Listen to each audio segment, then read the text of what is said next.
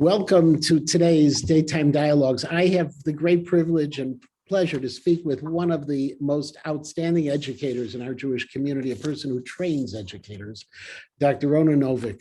Dr. Novick is the Dean of the Israeli Graduate School of Yeshiva University.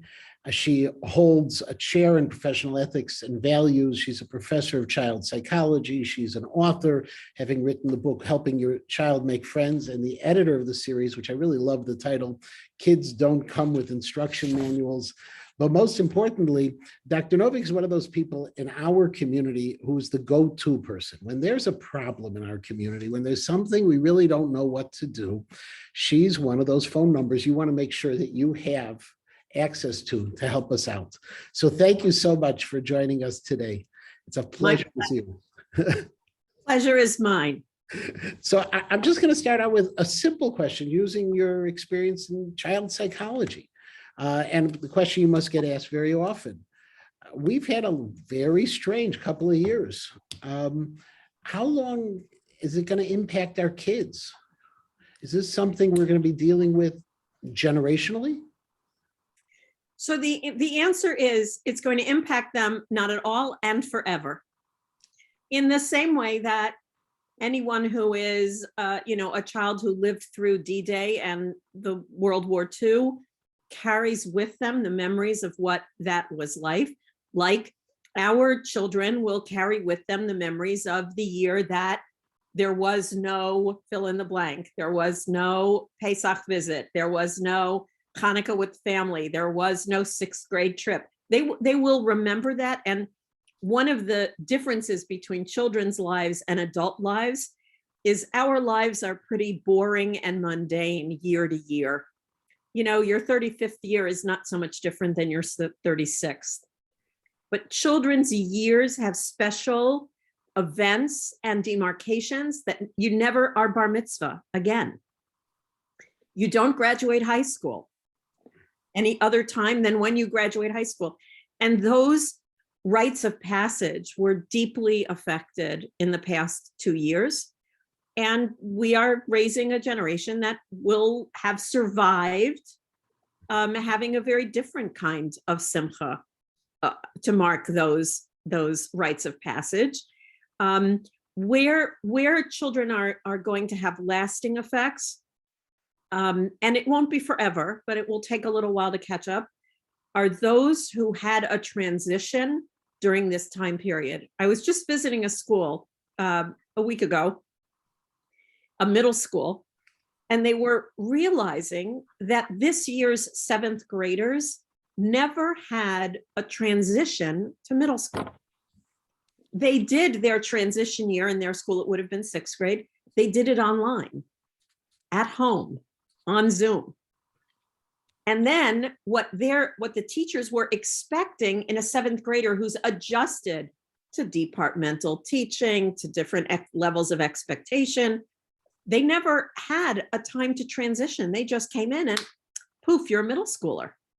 So children for whom this COVID disruption happened when they were moving into high school, moving into college, starting school for the first time, it's going to be a little while for them to catch up.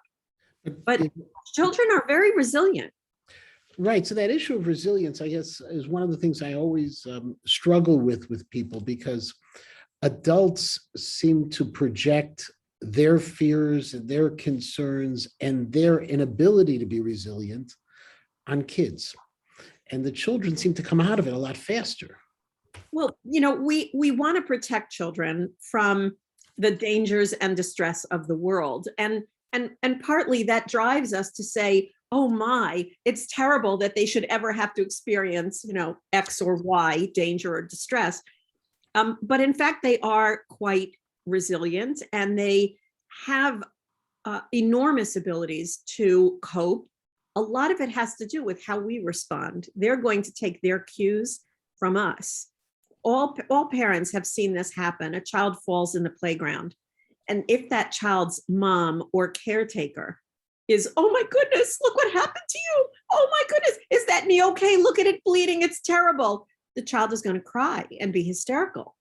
But if the same child with the same injury has a parent or caretaker who says, oh, a boo-boo, all better, go play, they're going to respond as if it's not such a big thing in many instances, not always, but in many instances. So children do have reserves of resilience. That doesn't mean we're exempt as adults from providing the kind of reassurance and, for lack of a better word, grown-upness that they need. We have to do our falling apart privately. We can bemoan how COVID and life and stresses and finances have changed our world, but in front of our children, we have to be the grown-up always. So 20, 30 years down the road, when these little children are now going to be adults and have children of their own, this past couple of years may be the kind of thing, what, you're fetching about that? When I was your age, I had to wear a mask. Right. And so all of the big fears that people have, you feel they're going to work out for the vast majority. There'll always be exceptions. I'm certainly optimistic and hopeful. And that, look, I would love for COVID to go the way of polio or other diseases that have smallpox. You know, if you tell a young colleague today, Rabbi Matenki, do you have the thing on your arm from your smallpox? They'll say, what? What mark? What are you talking about? I'm dating myself here, young people. Yes. We get a vaccine and it left a mark in your arm. But we don't hear about smallpox anymore. Thank God. We don't have parents worrying, thank God, about their children coming down with polio. But certainly there was a generation of parents and children who lived in its shadow and would reminisce and say, well, in my day, you know, you had to be careful about. I hope we get there with COVID, but I think we're getting to a place where we are learning to live our life with stressors, with challenges, and to realize that there's much that we can do, and there's much that we can ask and expect of children to do with the right, with the right guidance and support. They can go to school with masks. I mean, I heard from so many teachers, by the way, of the youngest children who everyone said they'll never be able, they won't wear the mask, they'll take off the mask. The youngest ones were easy. You told them they needed a mask, they put on a mask. My 2.5-year-old grandson, when he flew on a plane for the first time during COVID, demanded that he have a mask because everyone else has one. So even though he wasn't required, he wanted to be like everyone else. I've seen this. The children are the ones who are able to wear the masks and able to do things, unless if they're surrounded by the adults who insist on wearing it under the nose or just have difficulty or say, I don't understand this. When is this going to go away? Come on, we're all vaccinated. Everything is self. Children manage these kinds of things very, very well. I want to switch topics because I talk about COVID all the time, but I don't like talking about it. So in your role at Azrieli, you're training the next generation of educators and also elevating the young leadership who are teachers into new roles and new opportunities. What do you think is the best thing that's happening in our Jewish educational world today? Oh, I love that question. In addition to Azrieli Graduate School, of course. Right. Everybody else was wrong. So I'm so refreshed to have somebody say, what's the best thing that's happening? The best thing that's happening is that from at the level of individual educators, at the level of schools, parents, students, that we are we're continuing to innovate. We are not stuck in, this is the Masorah, this is the way I learned it in first grade, this is the way it needs to be learned. We are recognizing that students and learning, the world has changed, and that we're not changing the Torah. That is a given. We are not changing our Masorah. That is a given, but it doesn't mean that this has to be learned in this way in fifth grade, and that we can bring all of the passion and spirit and innovation of these wonderful educators. And I have the wonderful opportunity, not just to prepare young educators who are new to the field, but those who may have been teaching for years, but never benefited from formal preparation for their career. That I think is wonderful. I think professionalizing the field of Jewish education and having more people recognize that you would never have your child have a tonsillectomy with someone because they had a tonsillectomy themselves, or because they've watched it a few times and they've gotten the idea. You would want a surgeon who has had years of theoretical learning in medical school and then years of practice. And yet we give our most precious commodity, our children's minds and hearts and souls, into situations where we're not insisting and we're not funding the mechanism that would put prepared, passionate educators in their classrooms. I once heard someone told me that education is a more dangerous profession than surgery, that a surgeon can only go oops and kill one patient at a time. A teacher goes oops, there's 20 kids in that classroom. So No. I'm obviously, I agree with you completely on this. What I find it interesting though is that innovation. If you could think of just like, what are two practical, tachlis examples of things that are really exciting, whether you want to give a shout out to the school that's doing it or not, just something really exciting and different that we didn't do in the past. I would say one is thinking thematically rather than, we have a tradition in Jewish learning to learn by the book. Literally, we learn a sefer, we make a siyum. That for adult learners makes a lot of sense. Complete the task, say the siyum, get your kol hakavod, your kudos, beautiful. But in Jewish education for K through 12, there are schools that are toying with, playing with, what are the big ideas we want our graduates to leave with? And maybe the best way to give them the tools and the big ideas that we want them to leave with is not to say the curriculum is Sefer X, Sefer Shmuel, or it's these parshiot in order. Maybe the best way is to say thematically, if we want to teach, I'm just picking a topic, the Torah review on Israel, the Torah review on Bein Adam Lechavero, on our relationships with each other. Maybe the best way to do that is not to pick one book, but to pick the basic Torah texts that speak in the most eloquent way to this theme and issue. And there are schools that are looking at Limudei Kodesh curriculum, their Jewish studies curriculum, and moving it in that direction. I do want to point out that's not that innovative, because if you look pre-World War II in Hungary, the Hungarian yeshivas learned sugyos, they learned topics, and they didn't learn mesechtot. Right, So, interesting. yeah, so if you have some good old-time Hungarian Rosh Yeshivas at YU, then you'd be able to find that as well. It's the one other you asked for two. Yeah. So I want to give you that.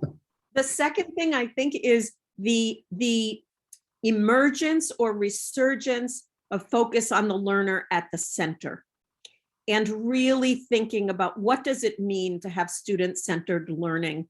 You know, there's this lovely little jingle of moving from the sage on the stage to the guide on the side, seeing educators as facilitators rather than as someone who pours knowledge into a ready recipient. And I think that that is so critical today when all of our knowledge is accessible here. Having access to, unbelievable access to Torah sources is all available to you. You don't any longer have to memorize content. It's there.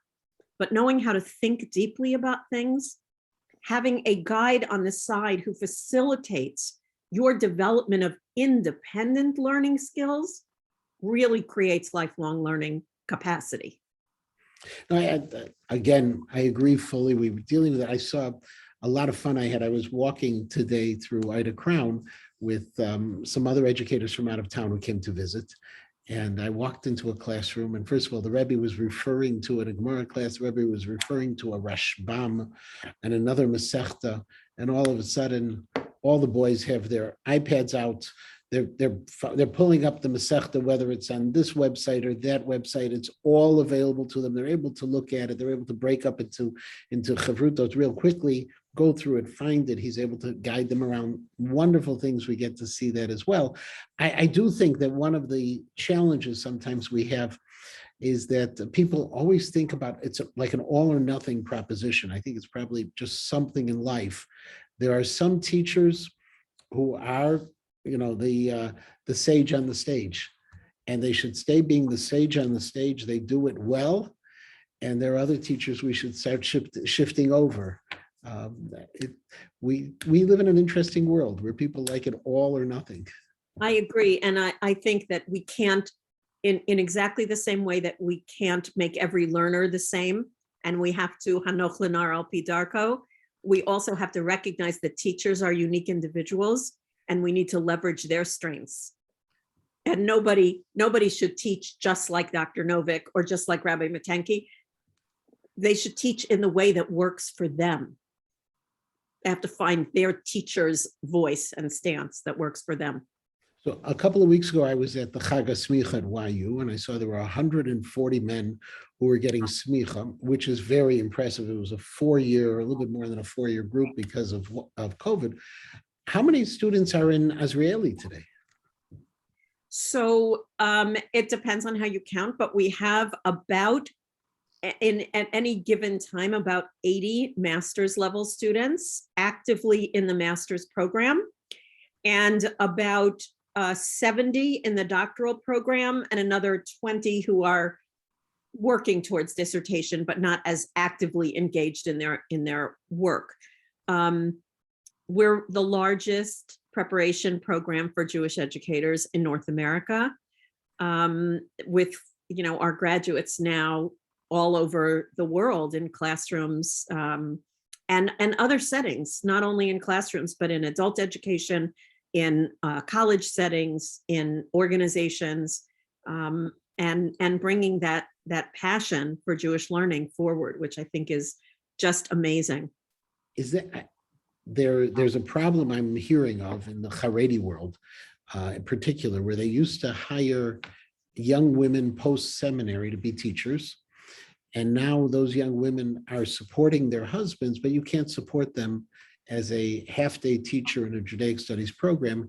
So they are learning computer programming and different therapies and things of that nature where they can earn a real living, and that there's a shortage now of teachers, a severe shortage of teachers in many of the Haredi schools, because some of those natural ones are not coming in anymore.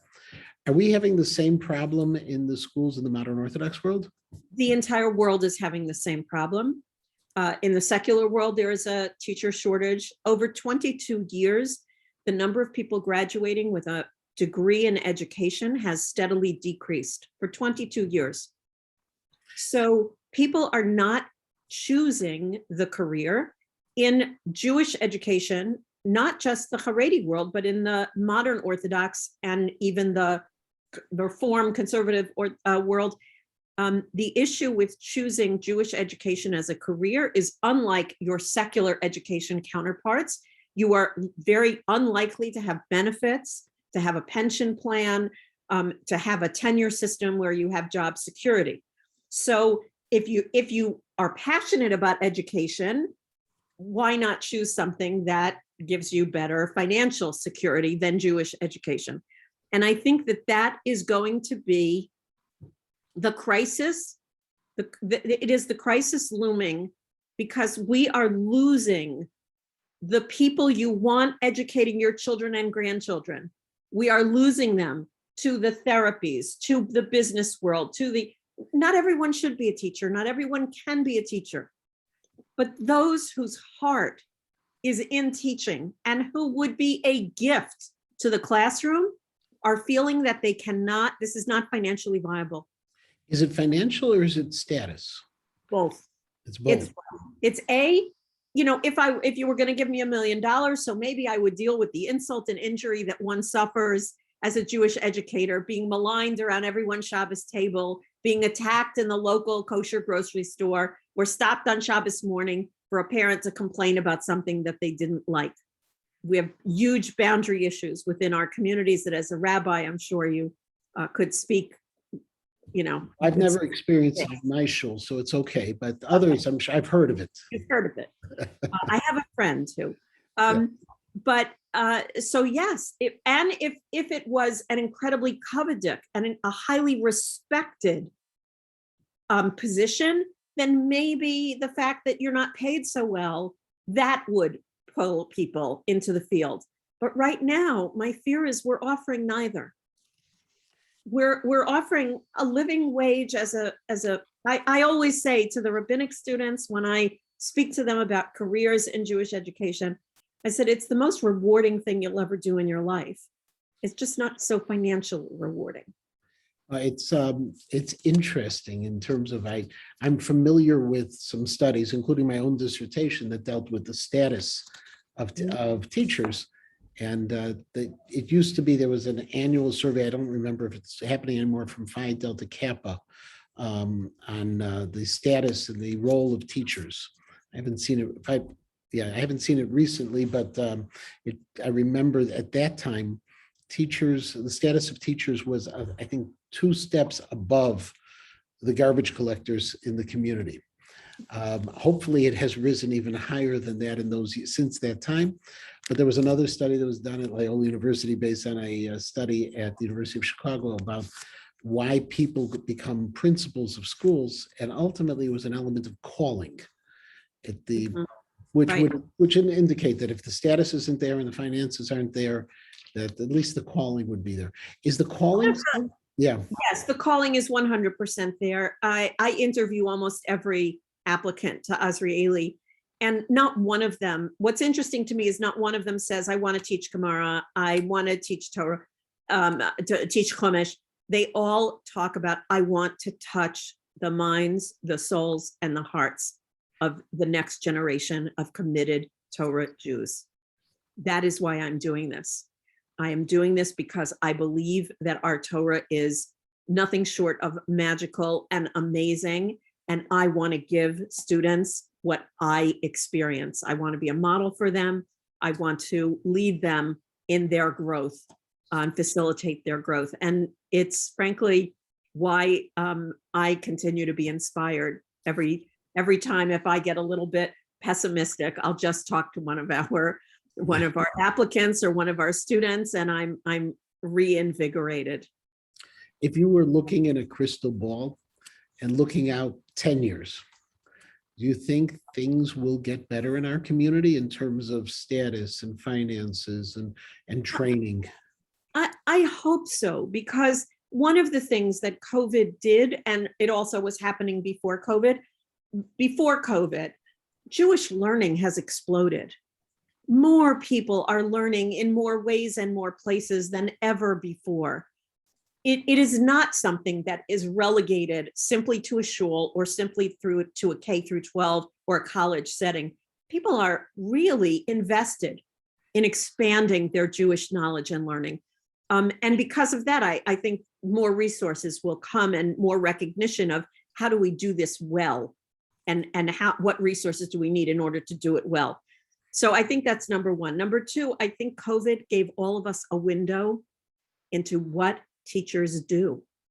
And in the early days, the discussion boards, Facebook media was covered with parents saying, this teacher's magical. I can't believe the amount of work that they do.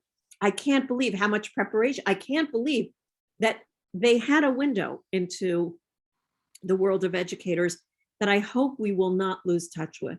And then I hope it will help us remember and give the respect, the resources, the compensation that Jewish educators need in order to continue their sacred work.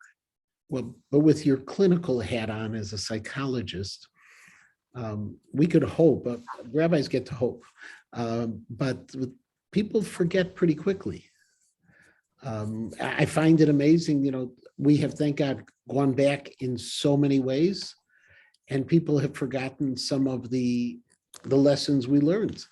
The excitement of being able to go to shul, the thrill, when the kids first came back to school, they were so excited. You could have told them that they have to come back to school with masks, with one hand tied behind their back, and anything else you would have, and they would have jumped at the chance. And now we've gone back into our routine. So with your psychologist hat on, do you think we'll remember? I don't think we will remember unless you have noisy people like me reminding you.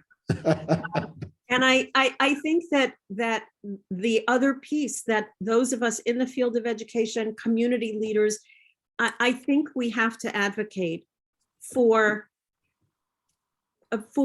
our children. I mean, there's no other way to say it. Every piece of evidence suggests, argues, supports that the future of our Jewish life, the future of our Jewish people, lies in how we educate our children.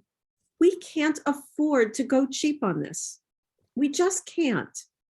Rabbi Berman, years ago, president of Yeshiva University, I heard him say, and I love this, that he doesn't like the term Jewish continuity, because continuity means continuing as you are, staying the same.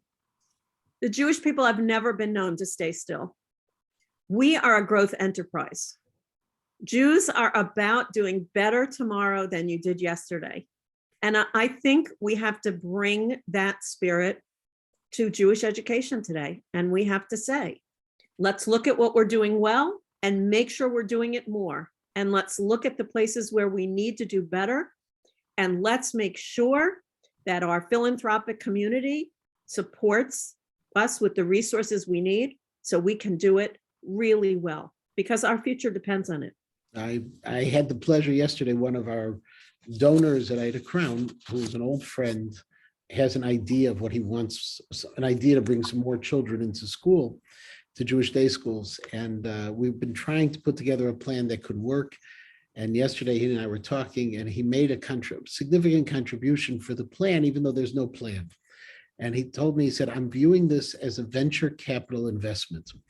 I'm hoping you'll be able to pull it off. And if not, it happens in the rest of my business world where I took a chance and that one didn't work. I'll try something else again later.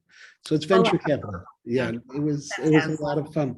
And in terms of your day, and we mentioned briefly, YU has the ability to really pivot quickly, and you're doing a lot of teaching online.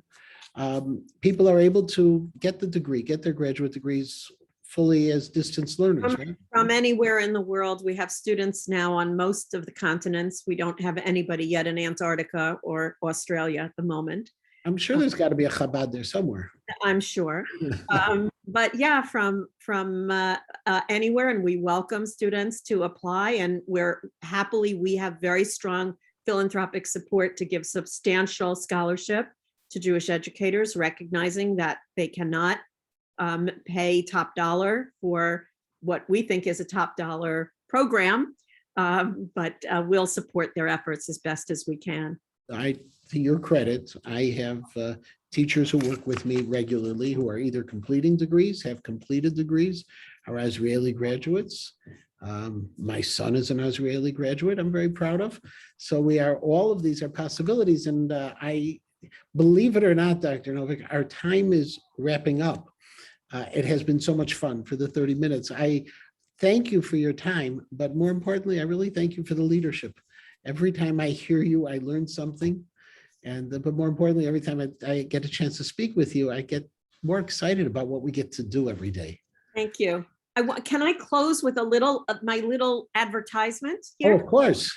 One of the things we talked a little bit about was the need for reassurance in these difficult times. And you can't make it up, but on April Fool's Day, in the middle of a pandemic, my first children's book was published. Oh, and wow. it's really about how adults provide reassurance and what the language of reassurance is in a very simple story about a child afraid of a thunderstorm. Second book is coming out probably a year from now. It's in the works. Well, that's Amazon? Yeah, it's available on Amazon. Wonderful. And I'm sure it's great. And I thank you. I'm going to order it right when we're done. Thank you for My spending pleasure. the time. I really appreciate it, and I look forward to future conversations as well. Have a wonderful day. You Thank too. you. Be well. Bye-bye.